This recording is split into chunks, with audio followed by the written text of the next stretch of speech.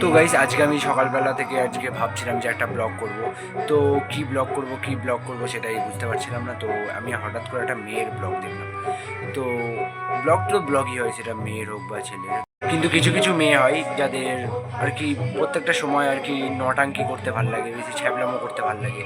তো তাদের কথা বলার ধরনটা এমন থেকে এমন হয়ে যায়। তো আমি সেইটাই কপি করব আজকে, মজা হবে আজকে, চলো।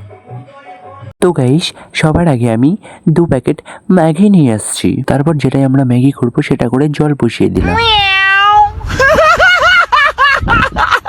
ফাইনালি আমাদের হয়ে গেছে, তো আমরা এখন খাবো।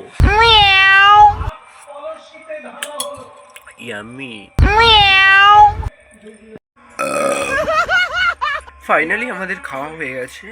আর আজকের ব্লগটা ছিল এইটুকুই। তো ব্লগটা তোমাদের কেমন লাগলো বেশি কমেন্টে জানিয়ে দিও। তো ততক্ষণের জন্য বাই।